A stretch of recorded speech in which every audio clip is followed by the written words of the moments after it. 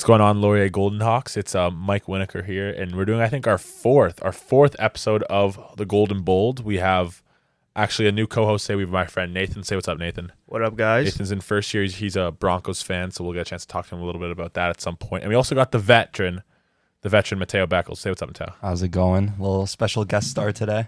Special guest is being humble about it. Mateo's gonna start us off chatting a little bit about Laurier Sports because he is the Laurier Sports guy. You'll also see him maybe at Raptors games.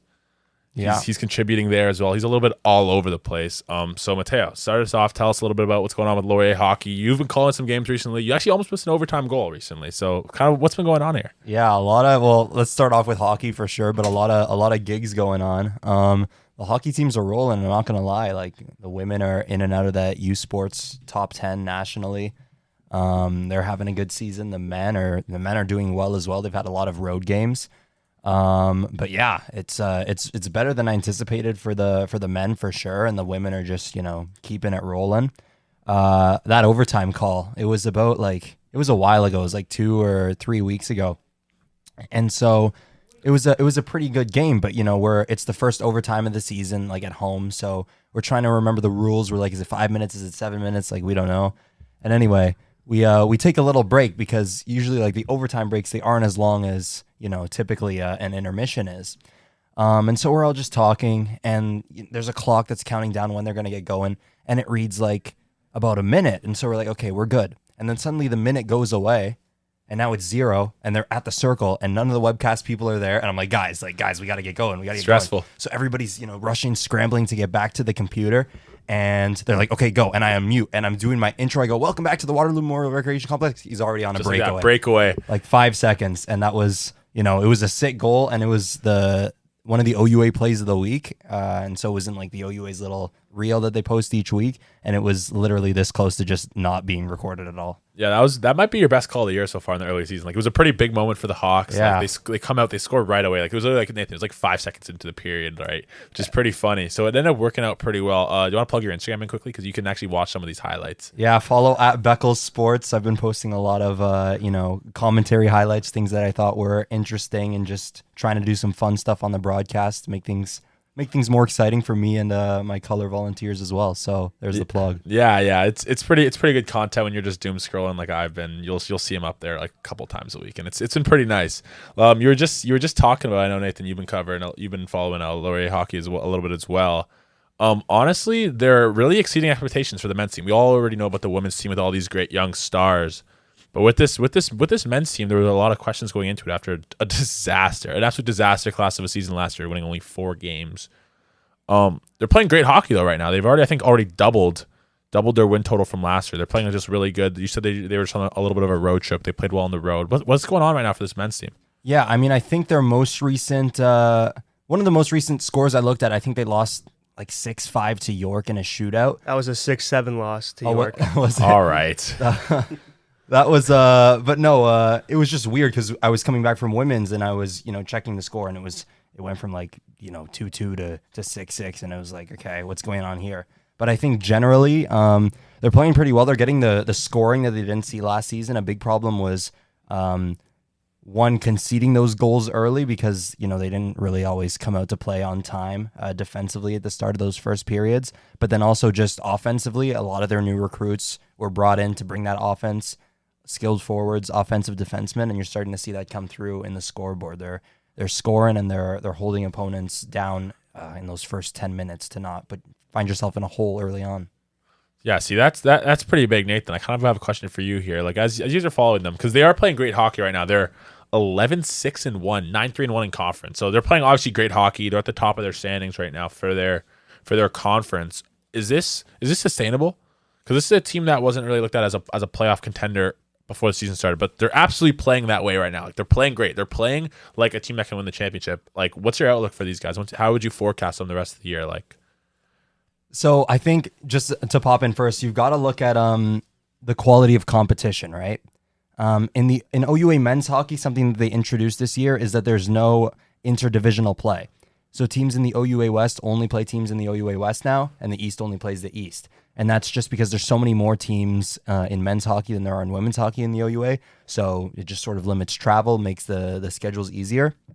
And so you look at they started 5-0, 6-0. They had a great start to the season, but they never found themselves in the U Sports top 10 just because they look at a bunch of different factors such as the quality of competition. And I think, in the opinion of these U Sports like upper brass people, the other division is just got way better teams. It's a lot stronger. Yeah, they're playing well now. They're playing great hockey, but also I wouldn't say that they're being tested as heavily as they might have been last year against some of those like the Quebec teams, McGill, UQTR. They play in the OUA, and covering them last year, 2 years ago, it was just insane the difference. They came in and just would record 50, 60 shots a game. Wow. It was like, what's going on? So they're just way better. And Nathan, kind of, I guess, do you want to touch on that? Well, right now, what Laurier is doing within their within the Western Conference, they're playing great hockey right now. Max-Antoine Melançon is the leading goal scorer in the What a OUA. name.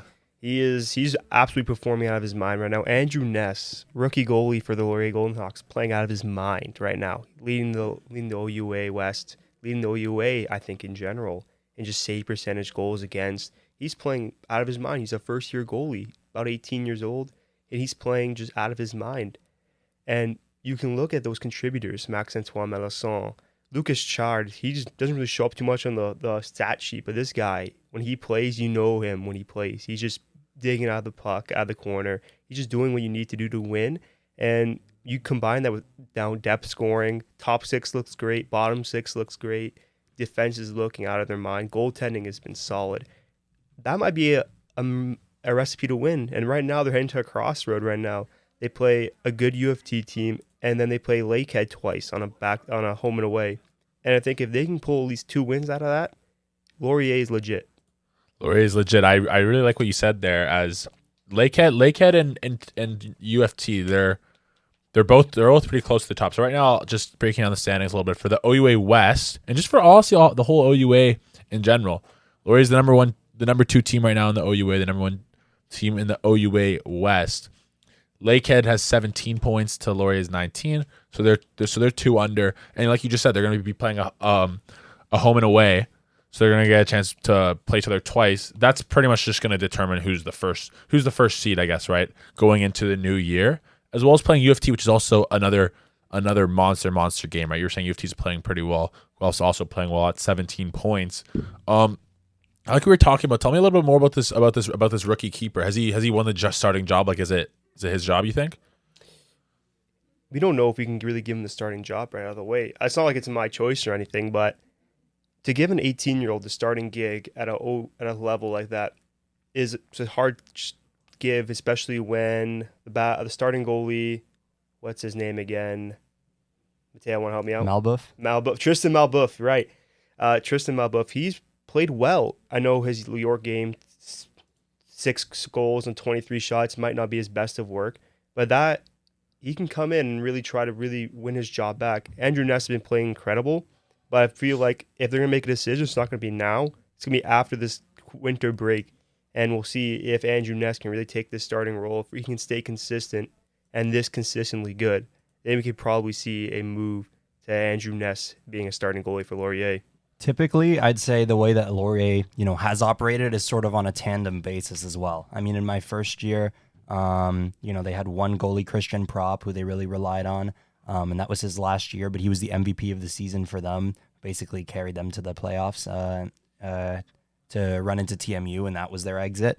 But last year, there was just a big rotation. You had Venslav Shingarov, you had Paris O'Brien, you had Tristan Malbuff. All of them were getting minutes just because, it wasn't a great season, and it was just sort of like the coach throwing what he could at the wall and seeing what stuck. And so I think you see that a lot in the OUA. You've got 2 solid goalies, and you're going to play them, as often as you can, because a lot of these OUA schedules, it's weekends only, the Friday games, Saturday games, maybe a Thursday game, but you're going to be playing back-to-backs. So the reality is that you're going to see one goalie one night and the other on the other night. And there's rare occasions where you'll see one goalie play a back-to-back, but just the amount of times that happens in the schedule, I think that's why you start to see tandems where there's not really a key starter, maybe a 1A and a 1B, but you're seeing a fair share of minutes between both. Right. So that makes sense to me, because in a world where you're really just playing on weekends, by the end of the year, it really becomes a battle of attrition. So I can imagine in the playoffs, you're seeing these teams that only have one strong goalie. They're starting to struggle just because they're just getting worn down, especially in a series where you got to win 2, 3, 4 games to win the series. that becomes tough. That becomes tough for a goalie, right? I can imagine. So it's nice to hear that Ness and Melbuff, they're both playing pretty well. And another nice thing I will touch on before we continue, with having a good young keeper, a goalie, it really forces the vet to kind of step up, right? It kind of forces him to come back and earn his job back, because Ness is burning the seat a little bit for him, right? The seat's getting a little bit hot for him, and he's going to be the guy. Melbuff's the guy who wants to play in the playoffs, right? So that kind of makes sense a little bit to me. And now obviously talking about the women's hockey team as well, we already know about them. They're one of the best teams in the country, right? And they're all led by their goalie again. If you want to talk about that, Sarah Howell, she's obviously been a monster. Yeah, but it's been Kayla Renault who's actually getting more of the nods this year, which was surprising to me. I mean, I didn't call a lot of women's at the start, but I just did a back-to-back with one of our caller volunteers, Owen Dickey. And yeah, they went to Kayla Renault the first night. Sarah Howell wasn't dressed, so it was Raitano backing her up, who's their third goalie. And then the next day it was Sarah Howell starting. But I believe that Howell, she's had like 4 starts versus Kayla Renault, who's just had more than that. But the women's team they're rolling. I mean, we saw one of those games was a 6-2 win and the other one was a 1-0 win. And so they played a completely different game against Carleton than they did the day after. And it really showed the versatility of that squad. The goalies stood on their heads for both games. But what really stood out to me was the way that they sort of adapted to what the competition was like. I mean, Carleton was, I'm pretty sure, at the bottom of the division and in the standings, and they did concede the first goal, and they also conceded Carleton's first power play goal of the season. They were 0% going into it. I think 0 for like 28 or something. Yikes. But they also scored 6 straight goals, answered by that power play goal at the end. But 6 straight, it was a great showing of offense. And then the day after, the only goal that we saw of the game was from Laurier on a 5-on-3 from Clara Chisholm. And otherwise, it was just a sort of back and forth between Windsor and Laurier. Windsor was a stronger team than Carleton was, but we saw that Laurier really kind of changed their plan. They were going for those chances off the rush against Carleton, whereas with Windsor, it was it was more of a possession-based game. But it was good to see how they can, change those game plans and adapt in real time, just to pull out with the win, no matter what the situation was. Mm-hmm. Right, that makes sense. Like, I was actually just looking at it. So yeah, so Renault and Howell, you talk about good goalie tandems. They're both playing spectacular. They're both playing spectacular hockey, and that just leads Laurier right now to be, they are 8-2-1. All right, so they're playing great hockey. It feels like this is kind of a year where you're just going to be chasing Guelph, right? We saw them play Guelph early in the year where they scored early, but after the first 10-15 minutes of the game, they really felt like they got dominated for the last 2 periods, right? Matteo, I remember watching that with you actually. So yeah, so like keeping up with Guelph, they're 10-1-1, so they're playing great hockey right now, and they're at the top of the OUA. So I guess kind of touch on that a little bit. What do you think about these guys? Guelph was a surprise to me, honestly, because I really was under the impression that the OUA was going to be wide open for Laurier. And we saw Waterloo was just a powerhouse last year. They had players who played nationally in Fichu and one who got recruited to Scepter's camp, but they lost those players. Seniors, come and go. And so I was under the impression it's going to be Laurier's division right for the picking.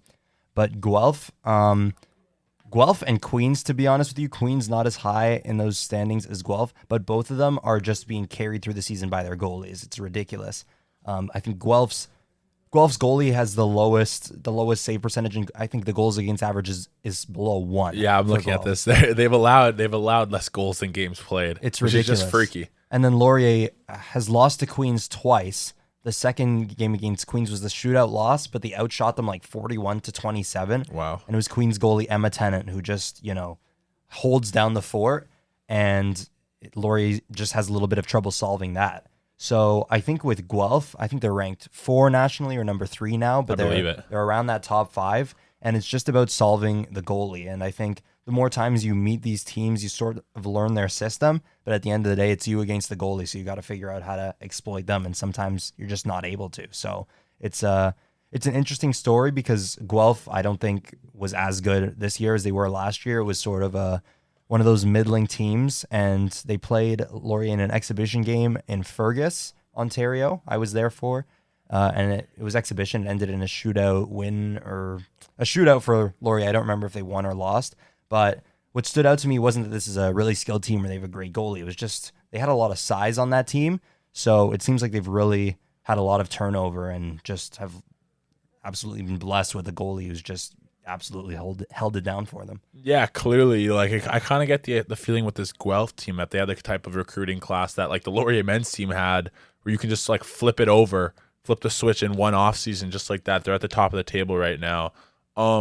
When you talk about the type of goaltending and the type of defense that Guelph has, and I remember watching them, they were just suffocating. Like it didn't even feel like Guelph's goalie, obviously she played spectacular, but it honestly didn't even feel like Laurier was just getting high quality chances. Like even when they're on the power play, they're getting in front of every shot, they're dumping it back every 2 seconds. It felt like do you feel that Laurier is the type of weapons that can really give them an opportunity to make a push against this Guelph Griffin squad? It's interesting. I mean, speaking to the recruits, first of all, I mean, one of the players that Guelph added was a former Golden Hawk, Ariel McDonald, and she was one of the best defenders on this team. Alternate captain, spent I think 3 or 4 years here, and now she's at Guelph. Probably pursuing some sort of postgraduate studies. But that really speaks to the caliber of players that they've added, just good players. Most of the Laurier scoring chances I've seen are either off the rush. They've got speedy players like Kylie Liberté, Athlete of the Week. And then they've also got the ability to just, so many times against Carleton, there was a player open right in front in the slot, and then they just find that backdoor pass. So they'll catch you lacking in front if you're missing your coverage and take advantage of those loose puck scrambles. But then also they have some players who can beat you with speed. So they've got a lot of different facets to their offensive game. It's just about what they feel is the best approach from team to team. And to be honest with you, I haven't watched enough of Guelph to figure out how they set up in front of that goalie. But it's interesting to see how Laurier is going to approach things, because I think they played them in the preseason, they played them in the home opener, and so in those sort of scenarios, you're still sort of getting to know who the opponent is. So as they play more and more games, they're going to figure out their lines, they're going to figure out their system. So it's going to be interesting to see how they approach one of the best teams in Canada. Absolutely, yeah. So Laurier women's, they actually aren't going to play the Guelph Griffins until senior night. Yeah, last game of the season at Laurier, the middle of February 14th. But you just have to imagine if Laurier is going to make a deep playoff run, that they're going to end up seeing this team again at some point, right? You got to imagine this is going to be a team that you're going to have to go through, and then you're not going to be able to avoid. So yeah, we're hopefully if they play well, going into February, this game can maybe even be for the conference. Like that'd be obviously pretty interesting. So I see that they're playing well. They're actually playing tomorrow night at Ontario Tech. Ontario Tech, I don't feel is as strong of a team, and this should be a game that not necessarily a tune-up game, but a game that almost a get-right game before you go play Brock at home. Are you calling that game? I'm the week? Brock game. Yeah, on the 28th. I might be. I'm not Maybe. sure. This guy's schedule is just ridiculous, It guys. is crazy. It's very busy. Are you calling the game on Friday, though, for the men's? I'm calling the game on Saturday. Friday, I'm in Toronto for the Raptors game. Against Lakehead. Yeah. I see. So this is actually a pretty big weekend then for the men's. You get a chance to play Toronto. You get a chance to play Lakehead. Toronto, obviously, like you were just saying, Nathan, is a pretty big game. That's a game that you obviously want to have, and then Lakehead is the second game of a back-to-back, which you would rather that be the case. Absolutely. So we're going to kind of switch over to basketball. We're going to briefly talk about basketball just because there aren't as many positives to talk about as there is for the hockey. The Laurier men's basketball, I'll talk about them quickly. I got a chance to watch them play last weekend against Laurentian and Nipissing, and there was a lot of confidence given, I guess, to the Laurier faithful by this Laurier team when they played just great ball against Nipissing on Saturday after playing terrible against Laurentian. They shot the ball super, super well.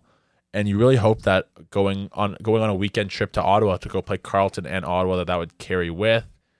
And unfortunately, the woes just kind of continued this past weekend. They shot 10 for 26 from 3, which has been the Achilles heel all season so far. And you're really just kind of looking for that second scorer. Laban Abdullah is just on fire right now. He's playing really good ball. He scored 23 against Carleton, but like, Matteo, do you want to touch on them a little bit? Like how do you feel that they're playing? Because the shooting's driving me a little bit crazy, I feel like. And it has to be driving you crazy as well. So for me, I did call that pair of games against Laurentian when Laurentian came to visit. And, you were there in the crowd, so we both saw the same things.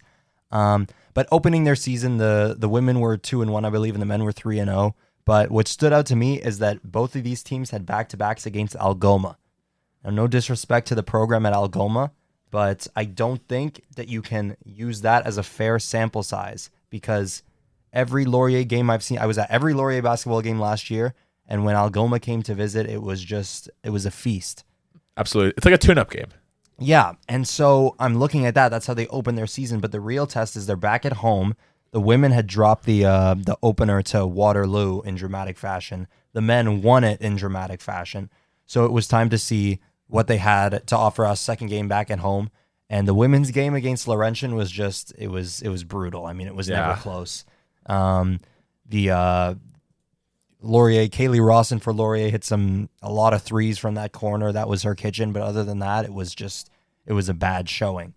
And so I'm watching that and I'm thinking there were a lot of things to notice. I mean, Laurier just was not able to clog up the paint. They were getting attacked down the middle into that key the entire time. And also Laurentian was just hitting threes against them. It seemed like there was nothing Laurier could do to figure them out. But then moving on to the men, they had a great start. They were hitting their shots. They're up by 20. Yeah, it was going into the half, I believe it was a 17-point lead or something like that. So we were all feeling pretty good. And then just a masterclass of a comeback from Laurentian. I mean, I was getting hyped for them just calling that one.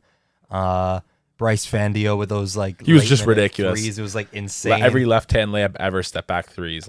Yeah, it was just I couldn't believe it. Honestly, that was one of the favorite calls that I got was that late 3-pointer from Fandio in that game. Yeah, he was unreal. Yeah, that was a pretty bad collapse from Laurier though. And you sort of started to see it coming at the start of that third quarter because Laurentian came out looking like they had a mission and Laurier didn't. And so you're going to lose some games. It's unfortunate. But heading into that Ottawa road trip, that's just, you can't afford to drop both of those games. I mean, Carleton does have a really good team. They've always been a really good basketball school. But you have to be picking up at least a win. You'd like weekend. To, or you just want to play a competitive basketball. 102 for Ottawa. Oh my gosh! So they lost by 24 to Carleton on the Friday, and then on the Saturday to allow near 100 points 40. In both games. I mean, a lot of times in these OUA games, I mean, I believe it's 10-minute quarters. Even you're not seeing a lot of high scoring games. Sometimes it's going to be 70 points, 80 points, 102. Yeah, it's an not absolute. Great. It's kind of a crapshoot and. This, to be honest with you, this season was kind of looked like as a retool year for Laurier, right? As they lost some key veterans. Yeah. Tay Donald, I believe that's his name. Yeah. Right, Tay Donald. He was obviously their guy last year, and they're really just looking to not quite replace it, but they're just looking for guys they can rely on to score. You look at a guy like Aiden Whalen, who I personally think has the ability to be the scorer on this team, but he's kind of just been a little bit inconsistent. There's just nights where he's not taking a lot of shots, and I think that's a guy that Coach Cavell has to really just do a better job of scheming up of this. You're our guy. I need to get you better looks. Yeah, the focal point of that offense is definitely Ethan Passy. Yeah, he's the point guard, of course. Yeah, the point general, and so nobody else really seems like an offensive threat. Mm-hmm. And teams are starting to figure. Well, they figured that out pretty quickly. Yeah, absolutely. Passy was getting some good looks at the start of that Laurentian game, but then he was pretty much neutralized as the game went on. And like you said, Aiden Whalen didn't look necessarily dangerous. Nobody else was really just attacking, and nobody else really looked as threatening as Passy did. So they've got to get some other guys some touches and make other people look a bit more dangerous than they do right now. Yeah, you'd like to hope. This is a team that obviously we all want to see heat up. The biggest thing, Ethan. Talk about Ethan Passy quickly. He's the veteran point guard of this squad. He's a 5th-year guy, and he's been great. He's the guy that I feel like they're at their best when he can really collapse the pocket, get to the paint, and then does a great job just kicking it out to a guy to get him an open look from 3 if it's in the corner or something like that. The issue is that they're just not hitting shots, right? You go 10 for 26 against Carleton from 3, and then what did they do? What did they do against Ottawa? Against Ottawa, they shot 7 for 37. That is just not winning basketball, right? It's just tough because then on the other end against Ottawa, they go 17 for 32, right? You lose by 40. That's kind of the difference there. So they're going to be back to the drawing board. It wasn't that much better of a weekend for the women's side, who lost by 18 to Carleton. So I guess that's a little bit closer. They didn't play that great against Ottawa either. So we're going to talk about some more maybe positive things, maybe negative things. The Raptors. The Raptors have been playing great ball. Have you been keeping up with them at all, Nathan? I was standing watching yesterday. I'm 9-5 for the Raptors. They haven't been that good in a while. I know, Matteo, you're there more than me. So what's been happening with the Raptors this season? I'm going to say this. I have nothing but positive things to say about the Raptors. Even if I didn't, I wouldn't be allowed to say them.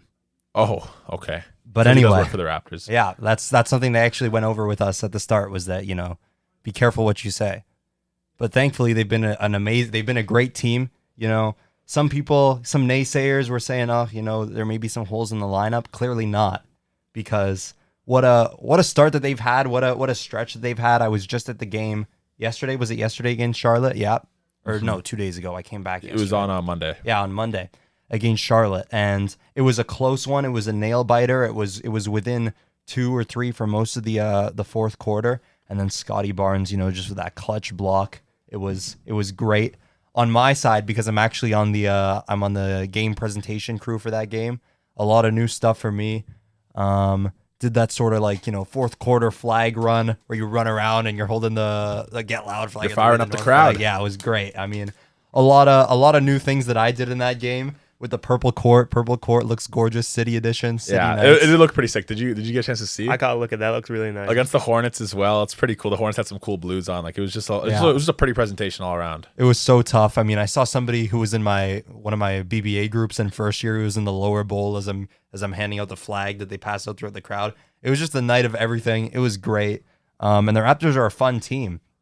I mean, there have been a lot of years where they haven't seen as much success as they are seeing right now. Brandon Ingram's a huge ad, and you can tell that the organization is really trying to push him as the guy. They call him Notorious BI3. Yeah, seriously. But yeah, it's just, Scotty and Brandon Ingram are fun to watch. You're seeing, a lot of their new pickups start to shine. The bench is great. They've got a bench mob going. So it's just a great watch. And the atmosphere in that game, especially on Monday, the atmosphere with the crowd, City Edition, New Jerseys. We're going around the concourse. I was on the mic, hyping up the crowd before the game. It was the best crowd that we've seen all year. It's fun. The cool thing about Toronto sports is we've all gotten a chance to kind of appreciate is that from the classic quote from Field of Dreams, if you build it, they will come. And that really what it is with the fan bases in Toronto. If you build a good product and the teams are playing well, there is nobody in the sport that will just get more excited than these fans. Like the Raptors, we all remember obviously with their great championship run, I believe 2019 with Kawhi, Kyle Lowry, and the crew. But right now they're playing great ball, right? I think a big guy who personally I've always kind of been a little bit of a hater for him just because I don't like guys I don't like guards who don't shoot the ball that great and aren't great passers. Like a guy like RJ Barrett's always kind of driven me crazy, and I didn't love getting him. But he's just playing great basketball, so he's obviously shutting me up completely. He's playing super super efficient ball. Brandon Ingram, watching him, it feels like a guy who would play Kevin Durant in a movie.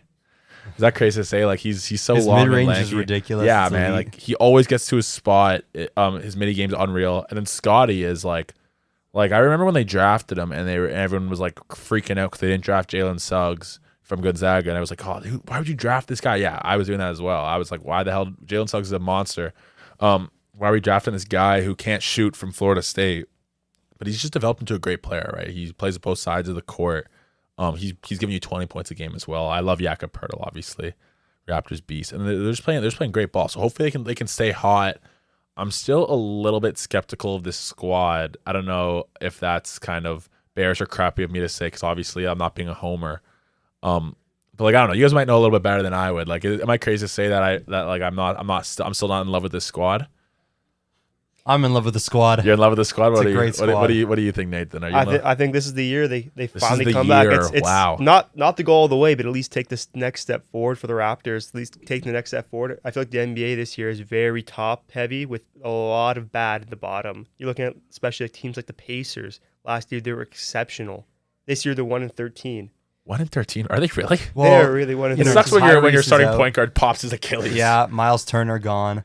I mean, they're pretty much relying all on Pascal right now. It is rough. That's a disaster. 1-13. Oh my gosh. It is. So the East is wide open though. So that's my takeaway. Because it is wide open. Obviously, you look at Jason Tatum, who also unfortunately popped his Achilles. I don't know what they have on these hardwood floors, but those Achilles injuries are just terrible. The Cavs are I feel like are the team to beat in the conference. Am I crazy to say that, or the Knicks? The Cavs, the Knicks, the Magic. Pistons are at the top of the East right now. No way. I think they're 11-2. It's Cade and ridiculous. M. Oh man. But I'll say this: you look at the West, and then you look at the East, and you're like, oh yeah, it's I'm totally good in different the thing. East. Yeah, and that's what's kind of always been. And I think I don't totally really get it.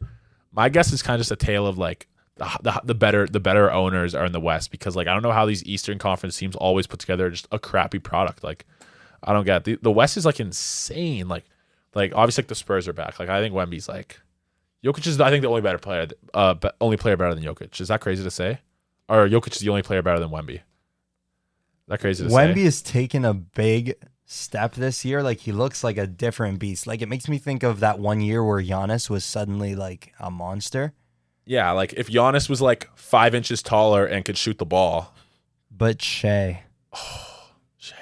Shay's the guy. Shay's the guy. I hate to say it because one of my roommates is an OKC fan, and I'm a big hater. Like I pray on everyone's downfall. Of course. But he is the guy. Yeah, I guess. And the NBA champion. I don't even think we saw the best of OKC in those finals last year, because he even said it himself. They weren't playing as well as they were doing in they those, didn't play in that those great regular at all. season games. They still pulled it out. Unfortunate Tyrese Halliburton injury in that game 7. But I think OKC, you can't discount them, and Shea's the guy. Yeah, Shea is playing. I guess he's always playing good ball. But the one thing I think about Shea though, like I think his job is just like I think it's just so like kind of easy, because like these like Sam Presti, the GM for the Thunder, that guy's just like a mad scientist. Like they actually just hit on every draft pick. Like Chet, monster. Jalen Williams, monster. Hasten Wallace, monster. Like they have all these studs that like I think like you can't just like key in on Shea because these other guys are gonna kill you. Where I think with the Spurs had the second pick in the draft last year. And now they're like one of the scariest teams to face because they have this 7'4". Like you couldn't even make him in 2K.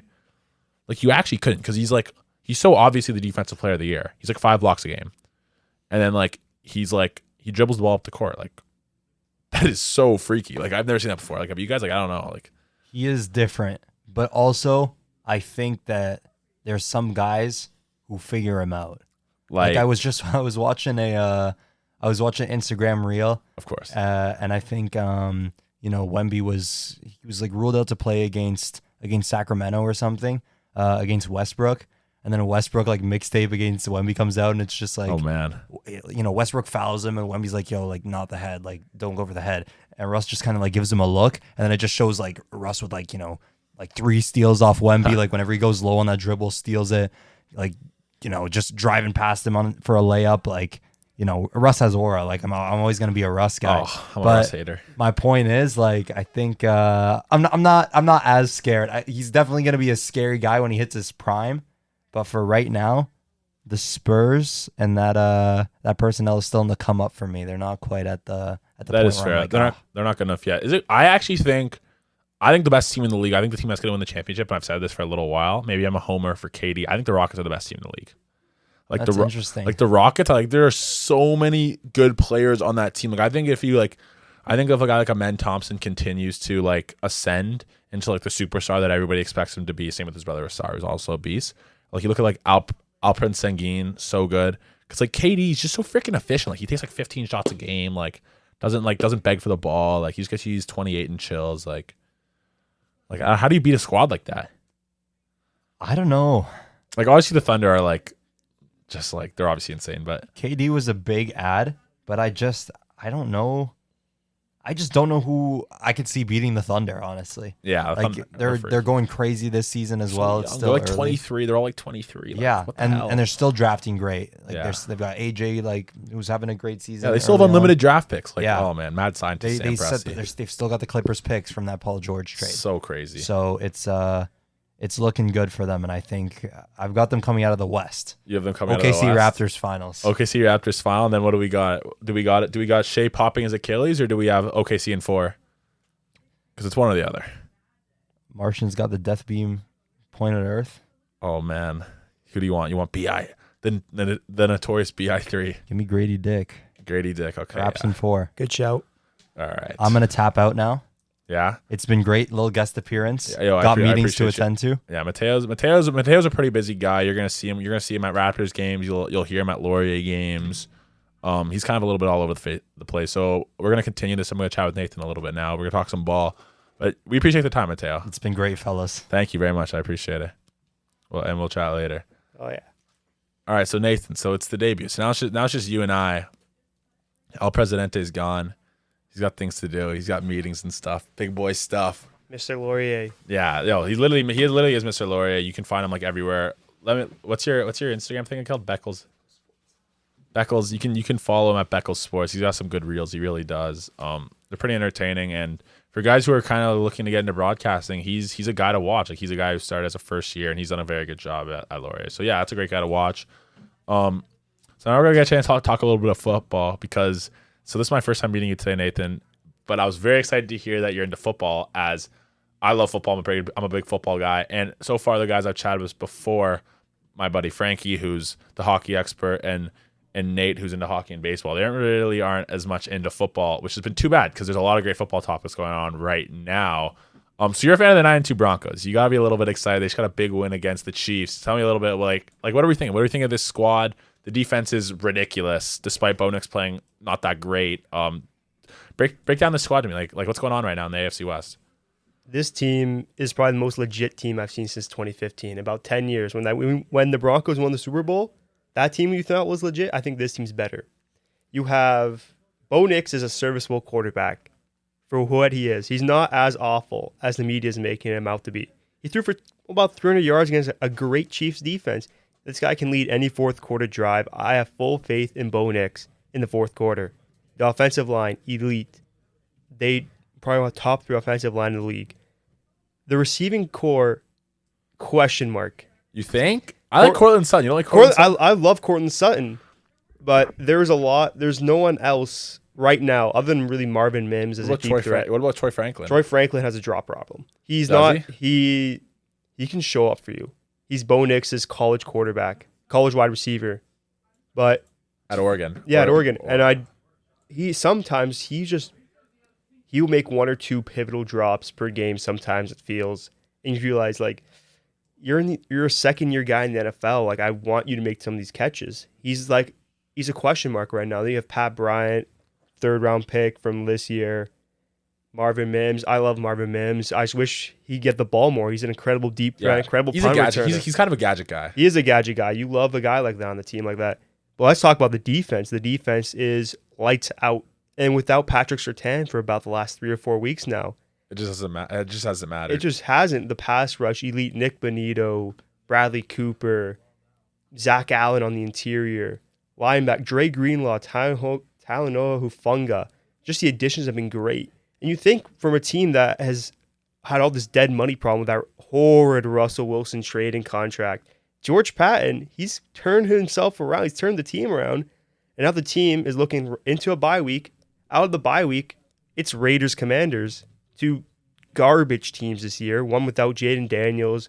Terry McLaurin might not play.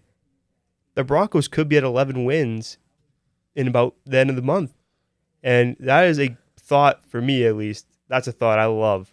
For anyone else in the AFC, especially Broncos haters, they are hating the thought that the Broncos could beat an 11-win team come week 13. Absolutely. You did raise actually a good point. It's very impressive, the team that you guys have been able to build after this dead money issue with Russell Wilson. I'm actually a Cleveland Browns fan, so I kind of get that. I kind of get that feeling of just making a terrible trade for a quarterback and then having all this crappy money situation for a crap box.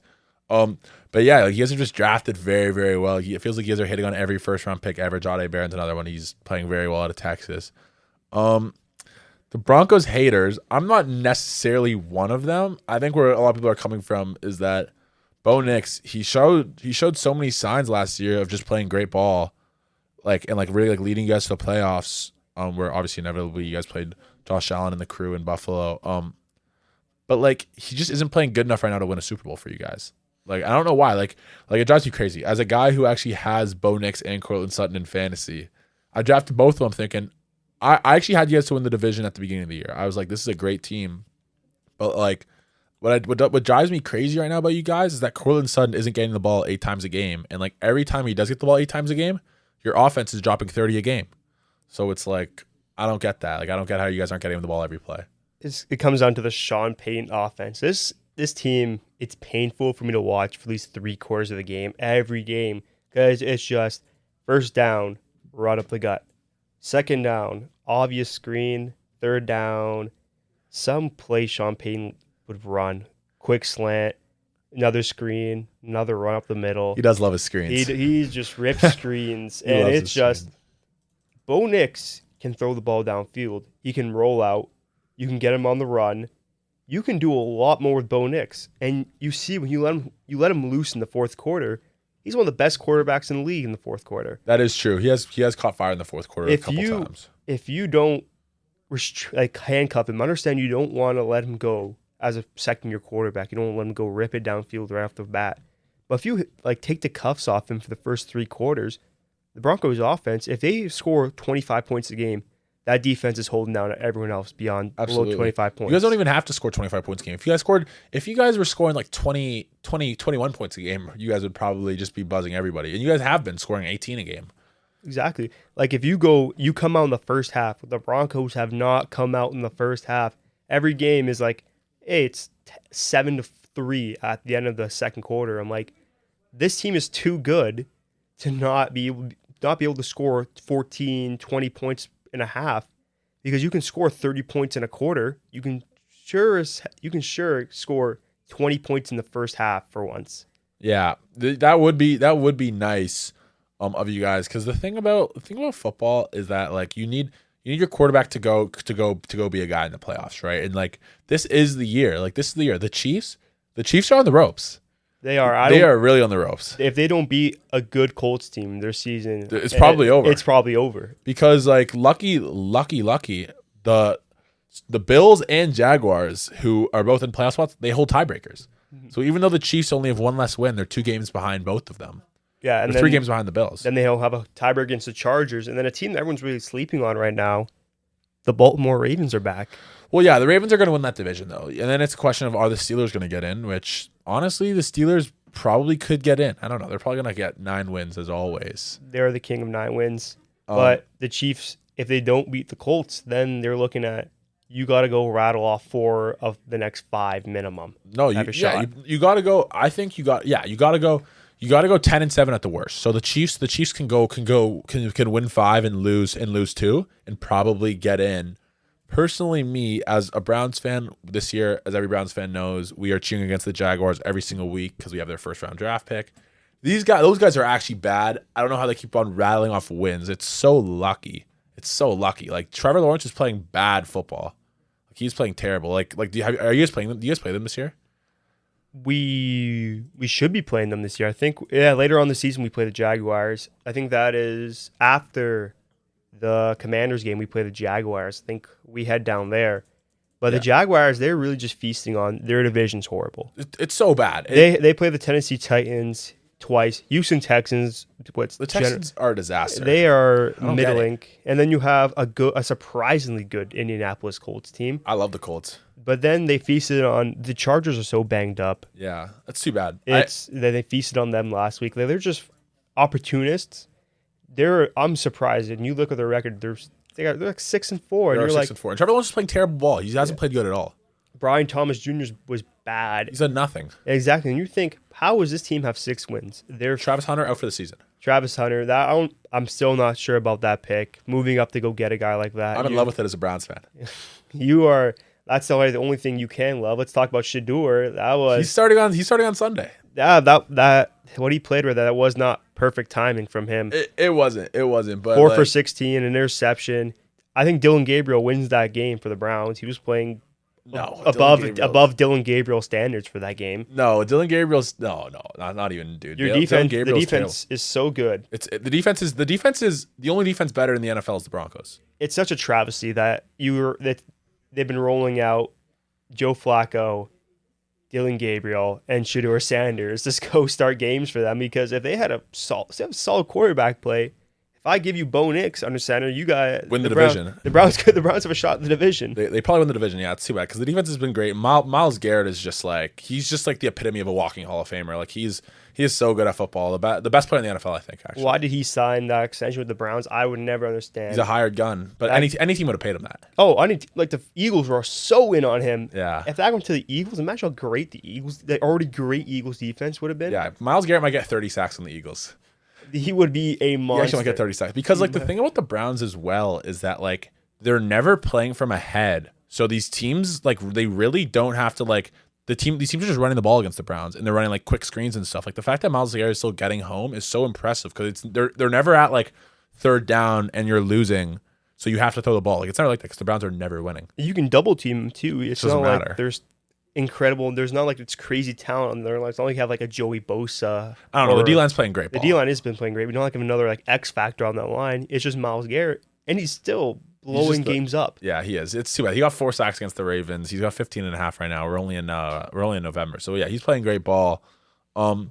This AFC though, it's coming out well for you guys. You talk about opportunistic. Like, you talk about a Bills team that is they're looking like they're 7-3, like they're 7-3, right? So like obviously they're playing great ball, but like they don't look like these same Bills teams. Like, this really feels like the first year. Like, when they first lost Diggs, their offense was still buzzing, so it was fine, but this year, it really feels like they're missing that, like, stud receiver. Wouldn't you kind of agree? Yeah, with the AFC, if you look at the standings, like, they've gone back. It feels like they've turned the clock back 10 years. Yeah, Broncos, seriously. Colts, Patriots, Steelers, like, we're back to mid-2010s football. But with the Bills, Josh Allen cannot be the whole show. No, we can't be. James Cook's a stud, but Josh Allen, James Cook show, but they need more there for it to be a complete offense. And then their offense, for what it is, they just dropped 44 points on a good Buccaneers team, a banged-up Buccaneers team, but a good Buccaneers team. But then you got to talk about the main issue on that team. That run defense is atrocious. yeah, it's the worst in the NFL. It's atrocious. It's the worst in the NFL.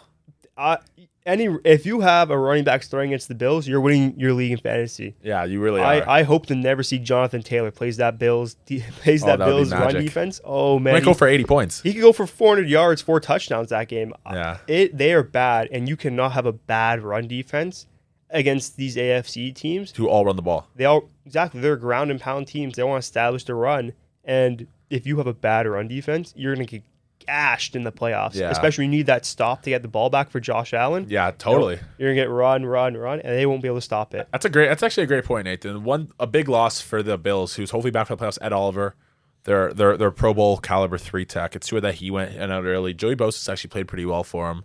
But yeah, that run D is just banged up. That defense is banged up all the time, and it drives me crazy. It drives me crazy at these Bills. It never feels like they're making these moves at the deadline.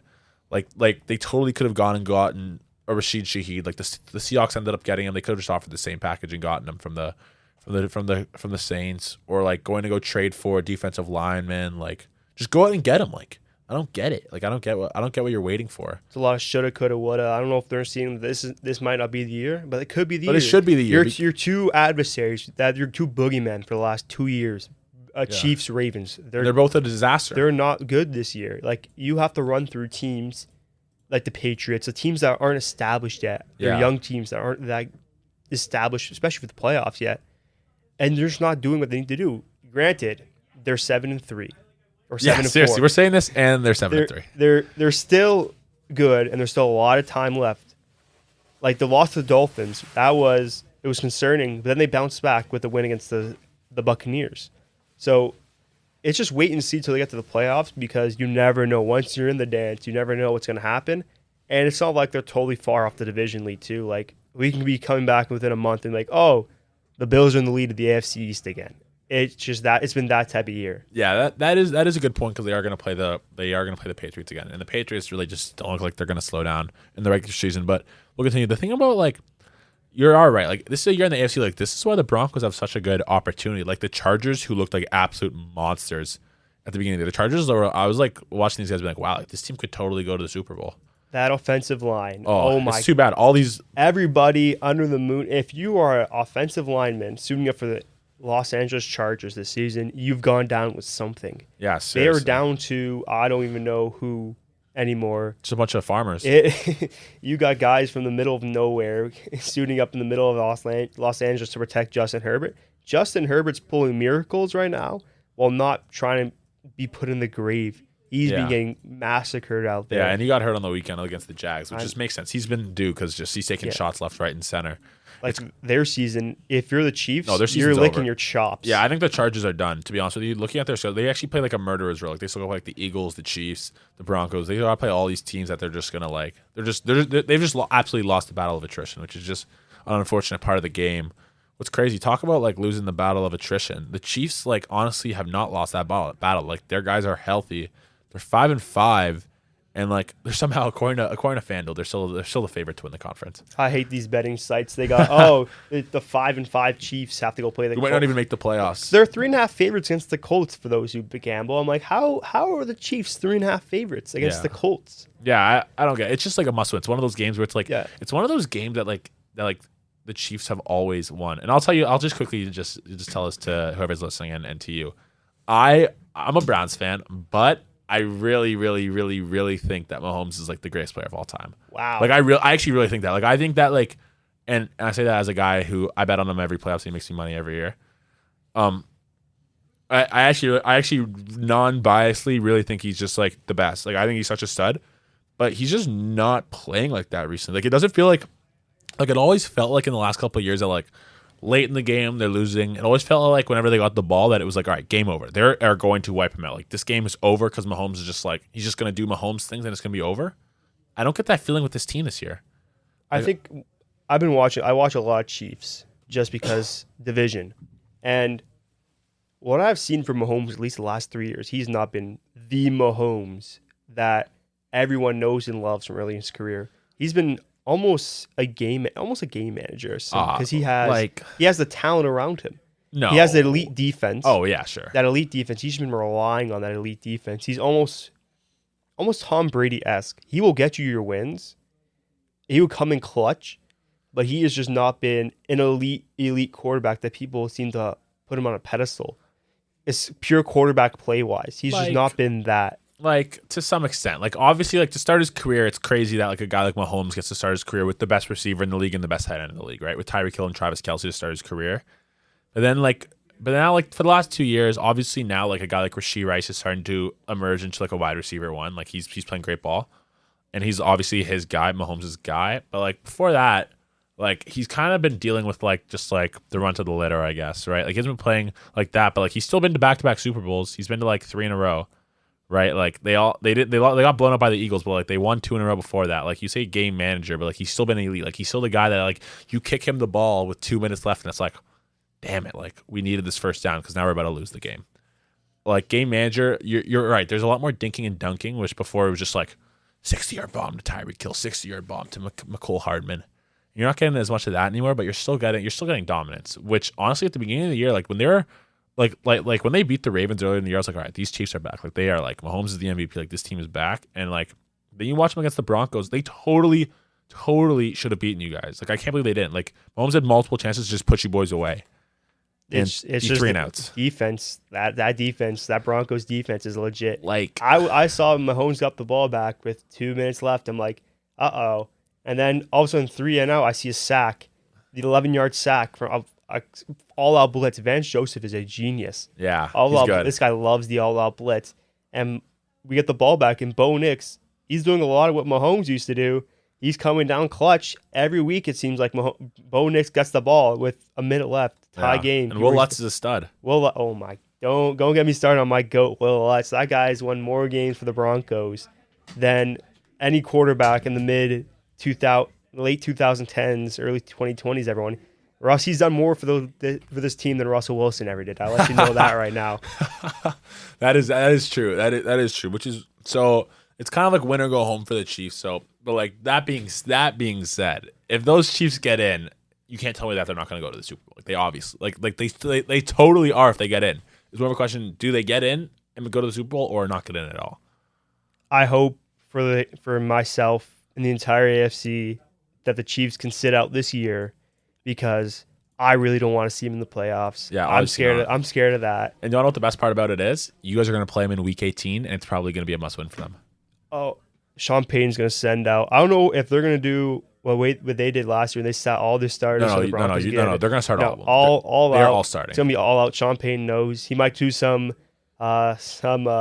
what was that scandal? He just injured everyone, paid that. Oh. He's going to get that going again. Bountygate, exactly. Patrick Mahomes, $8 million. That's the hit right there. Yeah, he's probably get one of those knees or that elbow is probably worth a little bit more than that. But like, yeah, like you're right. Even if they do lock up the number 1 seed, you're honestly crazy to bench your stars against these guys because like obviously like these guys are just like the Grim Reapers, right? That week might be a must win for the Broncos there too. It might be right to lock up the conference. Good point. Yeah, that conference, it's very top heavy right now. Right. Yeah. The Patriots and Colts. The Colts obviously they're just coming off their bye right now. This is obviously a big game for them as well. You got to imagine that they're not going to end up getting that first round bye if they lose this weekend to the Chiefs. But they're playing pretty good ball. Now we're going to talk a little bit about the NFC, which is it's not quite as top heavy, but there's a lot of teams playing good ball. Like there's a lot of teams like a team like the Bears. The Bears are 7-3. Like what the hell, man? The Panthers 6-5. Like what the hell, man? The Bears have been surprising me. Surprising you? My dad and my brother they're Bears fans. Oh, so why are you a Broncos fan? You were watching. Is it Peyton Manning? It is Peyton Manning. But you ever watch Jay Cutler play in the mid 2010s? Oh man, that was bad. That's the reason I'm not a Leafs fan too. We can talk about them later. And then the Bears have been down, not just their CB1, not just CB2, but CB4 for some games. They've been trotting out CFL players, it feels like, sometimes in their secondary, and they're finding ways to win. They're pulling out wins, and I don't know how. They almost had that barn burner against the Bengals where they blew it. They totally gave up like 20 points in the last minute of the game. Yeah, they blew the Bengals. And I'm like, great, it's over. And the Bengals defense forgets how to tackle, and then obviously their first round tight end, Colston Loveland, I'm pretty sure it was, and he takes it to the house on a little 20-yard completion, and he takes it for another 40 yards. You just realized the Bears might be legit this year. They've pulled 7 wins, and they're winning in ugly ways. They're winning extremely, but I'd rather win ugly than lose pretty. Yeah, you're right. That is fair, and a big part of it, Ben Johnson. All the hype appears to be real. That guy's obviously a stud, and Caleb's playing pretty good ball. Caleb, that guy, there are a few quarterbacks in the league with better highlights than Caleb Williams. Like if he figures out how to really play, like. Bro, like that guy's gonna be like that team. That guy's gonna take him to the Super Bowl if he becomes the guy he can become. That's if. And Chicago does not have a great track record with that. Ben Johnson's like Ben Johnson is an offensive genius, but is Caleb Williams that guy? He can play. If you see this guy out of the first quarter when he gets scripted plays, and he has a script to going in, he's elite. Yeah, that guy is a. First drive of the first quarter, first drive of the third quarter, he's elite, untouchable. And then he'll disappear almost what it feels like until maybe 2 minutes left in the fourth. But he's got the clutch gene. He does have the clutch gene. He's really shown he's like the anti-Fields. When he Fields with the Bears, Fields could play a great 3 quarters, great to Field standards. Give you nothing. And then he disappears in the fourth quarter. And then Caleb, you show up little bits, pieces here in the first and third. And then he might disappear a little bit. But he'll show up in the fourth. And that's, I think, what the Bears need right now, is that he's showing up in the fourth. Yeah, that's an absolute... that is fair. Which is what you need, right? There's such a big part of the NFL is just like how you're playing in 2 minutes before half and 2 minutes before the end of the game, right? And the Bears have just been dominant in those moments. Kind of a little bit, not this past week, obviously, with the Lions, but like how Dan Campbell and the Lions have been over the last couple of years. But those guys just lost the Eagles, who like... I hate the Eagles. Man, are they a boring team to watch considering they have Hall of Famers at every position. Like, holy smokes. That is the NFC equivalent to the Broncos. If you really want an NFC equivalent, that's the NFC equivalent. Not great offense, elite defense. Both defensive coordinators, former Broncos head coaches. And yes, that is true. It is just, they've played back-to-back primetime games because they're the former reigning Super Bowl champions. Oh my God, I hate football after watching those games. 16-9, 10-7. Oh man, impossible to watch. I couldn't even watch the whole Packers game. I turn it off. It's bad, especially after the Broncos did on Thursday night. For them to do that on Monday night, it's not what we wanted to see from offensive game that should have been an offensive game prior to the season. Packers Eagles, sign me up. And then it turns into a defensive. Yeah. Yeah, that's just a dumpster fire, the Eagles offense. Like, I don't get it. It must be their OC, right? Like, it is the OC. He has to get fired. AJ Brown is about to. He hates the Eagles. He's about to set a facility on fire. Yeah, he's telling people to trade him in fantasy. It's bad when you get to that point in the season. Too bad. I'm grateful. I actually traded him in fantasy early in the year. I traded him for Drake London actually earlier in the year. What a move. So lucky me. Yeah, lucky me. It was AJ Brown and Rashid Shaheed for Drake London. So I feel like a stud for that. And I'm flipping Drake London for some more pieces back in the playoffs. So we're feeling good on that team.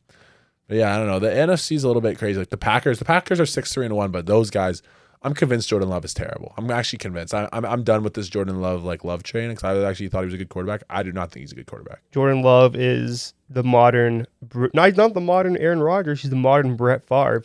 Brett Favre was way shittier. Sorry, excuse my French. What are you doing? It's the Super Bowl, like that moment type of Brett Favre where there's no good to him, where he's gonna air the ball 80 yards downfield for a touchdown. No, it's just a Brett Favre that threw like 350 interceptions and is the most brain dead player sometimes. Yeah, I don't get it. Like, and you know what? I'm buddies with some Packers fans, and you know what they all say, and I really don't get it. They all completely defend Jordan Love, and they all think it's a Matt LaFleur issue, and I totally could not disagree with you more. I heard your point last week, and Matt LaFleur is a genius head coach. That guy's a great head coach. And if he came to the Browns, that'd be magic. It would be. You would not like Stefanski's a bad head coach. No, he's not. The GM. It comes from the GM Haslam family. Yeah. I actually think it's time to fire Kevin and we keep Andrew Berry. Really? Yeah. You're Andrew Berry guy. I kind of am only if because like the way that they've made it. It's like this guy Paul DePodesta who just signed with the Colorado Rockies. Have you seen Moneyball? Yeah, he's like I'm pretty sure he's like the Jonah Hill guy in Moneyball. Like it's like based around that guy, Paulie Podesta. He was like one of the Moneyball guys with Billy Beane. He became the Browns like president of operations, and like he was the guy like making all these decisions. So like apparently the Deshaun trade was like this guy and Jimmy Haslam, and it wasn't Andrew Berry. Which obviously, if that isn't true and it was Andrew Berry, you got to fire Andrew Berry. But apparently it's not. And honestly, Andrew Berry's been making good decisions. Like he had a great draft. It's the Browns. Yeah, they're close, but it's close. Like I never understood the Gabriel pickup. Dylan Gabriel was a question mark coming out of college. I know you needed a quarterback, but they just liked him. Stefanski liked him apparently. And Shedeur round 5. I understand. Good value. Value is that what we call? I don't think Shedeur is good. Shedeur, but like you're moving like he wasn't a first round pick till in most people's eyes. He wasn't. I don't think he actually was a first round pick. He just doesn't have what it is to be an NFL quarterback at this level. He is. If you take Justin Fields' inability to get the ball out, and you remove his athleticism, you get Shedeur Sanders. Interesting. Okay. Because Shedeur he doesn't move. He's not mobile, and he holds onto the ball for like 5 or 6 seconds in the pocket. Yeah. He's just going to take sacks. He does play hero ball. Yeah, the sacks. Oh my gosh, man, the sacks like these 12-yard sacks that are like, oh my gosh, they drive me crazy. But what I will say is that I think in the NFL, a little bit different from a lot of other sports, is that in the NFL you really are like a good offseason away. So kind of how I'm feeling for the Browns. I'm an optimist. I look at these guys and I say you got a top 3 pick. You draft a quarterback. If you hit on your quarterback, you have this otherworldly defense. You are back in the playoffs next year. Is that crazy to say? I don't think playoffs. Yeah, I think give you guys 2 years. You might be. But what if they got a good quarterback? Who's a good quarterback in this draft? What about like Fernando? I like Fernando. Fernando, ooh. 6'5". Indiana. He's been a stud, man. I'm not sold on Fernando yet. And there's obviously there's a lot of talk about Ty Simpson. I'm personally not a big Ty Simpson guy just because he's a Bama quarterback who's not that big. Like he reminds me of Bryce Young. Mm-hmm. And I don't think that'll like I think a guy like that would do better in the NFC. Like you look at the Panthers, who are playing pretty good ball.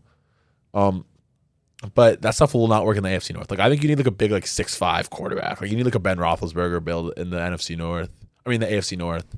I'd wait for Arch. I'm still an Arch Manning guy. Yeah, so am I. Have you been? Do you watch any college football? Texas has been angering me. They've been bad, but Arch honestly hasn't even been playing bad. Like, did you watch them against Georgia on the weekend? He wasn't horrible, but the team needs to be around. The team's terrible. The team's not great. Surprisingly terrible. Like the defense is obviously great, but the offensive line is like they can't even run the ball. Texas will be back next year. Yeah, they will be. Texas is gonna be back next year. It's too bad. What I was hoping for was that they were gonna get hot, beat Georgia, beat A&M, and make the playoffs, and then Arch could declare for the draft. No, they were.